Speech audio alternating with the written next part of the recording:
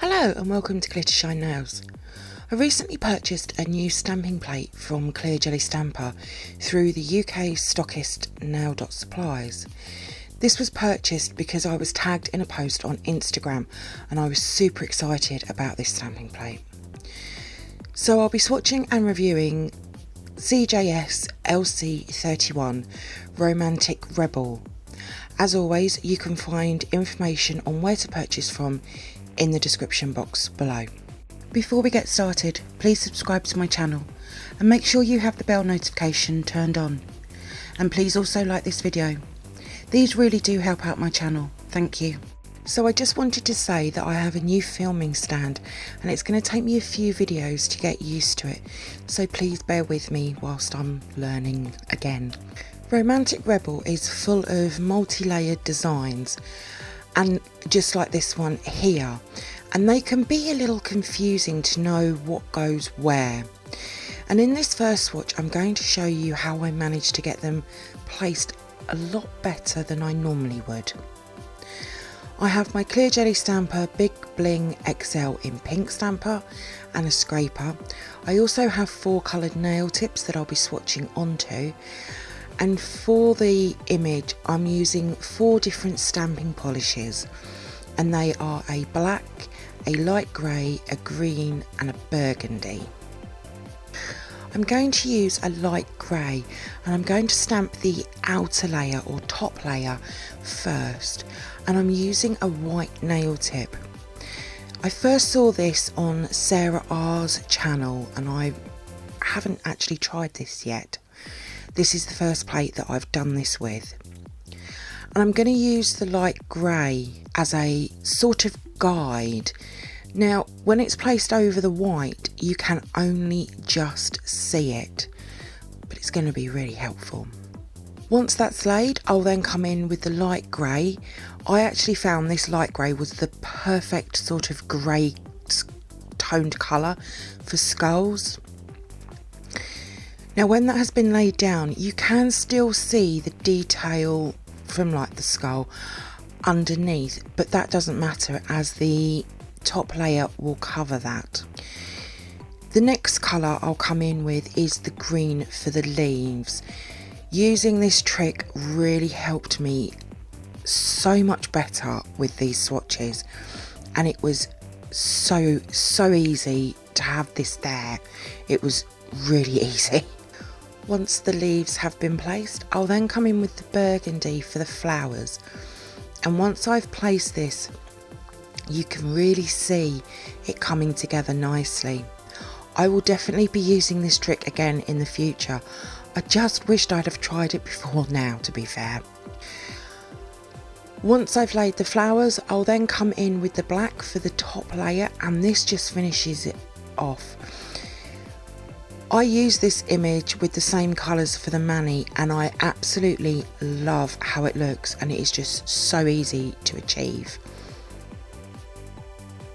For the next swatch I'm going to use a yellow nail tip along with 2 stamping polishes, which are a orange and a red. And I'm going to start with the orange first. This image would look amazing on the nail if there was one below it, but the other way round. Sort of making a frame and then maybe a skull and some flowers in the middle. Once I've placed the orange, I'll then come in with the red over the top, and this is just stunning, especially in this colour combo. I really do like this, and they're not colours that I would normally use. For the next swatch I'm going to use a green nail tip. Now when I was working out my colours, I was originally going to do 2 different greens, a light green and a dark green. But then when I actually came to do the swatch, I was like, that light green's a little bit too close to the base colour. So I've switched it out and I've gone for a white instead of the light green. It was just too close. So I'll come in with the white for the first layer of the flowers. I'm removing any excess before stamping down. This is just my preferred way of working. Once that's laid down, I'll then come in with the teal green over the top. This is a very pretty floral image and definitely one I'll use in the future, and I think it's going to be one of them images that it doesn't matter what colour combo you have, it will look stunning. For the fourth swatch, I'm going to use a purple nail tip along with 2 stamping polishes, and they are a light grey and a dark grey. I personally found these 2 colours worked really well for the skulls. You'll see from the photo swatches that I also used a white and black combo as well, and I wasn't as keen on them. Now I know that you can only just see the light grey over the purple, bit of a bad colour combo for me. However, for skulls in the future, this will be my preferred colour choice for skulls. I think it just works so much better. And then here they are all together. So let's move on to the photo swatches and mani that I've created from CJS-LC-31 Romantic Rebel. CJS-LC-31 Romantic Rebel is just an amazing stamping plate. If you are a skull lover, then this really needs to be in your collection. I've taken 27 swatches across the plate, and whether you love skulls, floral, or a bit of lace, or maybe all of them, it really does have it all covered. From the large lace design, I've taken 2 swatches, and I have to say the detail that is in each image is just stunning. When it arrived, I did sit down with it and sort of study to see what goes with what. I've also found that the plate guides that are on Clear Jelly Stampers' website are also super helpful. However, not all of the plates have them. I did complete the whole plate before I tackled them 3 multi-layered designs. I was really concerned that I wasn't going to be able to get them to look right. It really did sort of bug me, but I got there in the end. With using the trick of putting down the base layer first, it really did help me achieve the swatches to the best that I could get them. As I said, this is the first time I've used this, but what a difference it makes. I'm really excited to make some more manis though. I've seen quite a few on Instagram and they look amazing. And I can honestly say I own nothing like CJS-LC-31.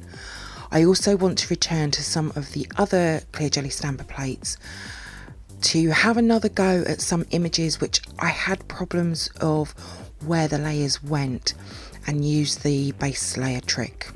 I did find all the other layering images really easy to use, but I have been using layering plates now for probably a good 6 months, and I can honestly say that practice really is the key. For the mani, I wanted to use a cherry gel polish that I had, and I personally feel that skulls with these type of detail look a lot better on white background. It really makes the colours pop more. So this was my colour theme, cherry and white. Now I've used a mix of images across the entire mani, and I've used 6 different stamping polishes to create this. And out of all of the manis I've made so far, it has to be hands down my favourite. When I was planning this, I didn't know if it would come together. It is a very unusual mani for me, but I absolutely love this. For me, it has to be one of the best manis I've ever done. I am so over the moon with it. I think it looks absolutely amazing. I was blown away with just how well it all turned out. All of my swatches will be over on my Instagram page in the next few days, along with the mani and what products I've used. There is a link in the description box below. Thank you for viewing my swatch review on Clear Jelly Stamper CJS-LC-31 Romantic Rebel. I hope that you've enjoyed it. If you did, then please give me a thumbs up. I would really appreciate it. Comment below. I love to hear from you. Hit that subscribe button and share. Also, don't forget to come over and follow me on my Instagram page at glittershinenails. So until next time, happy stamping and bye.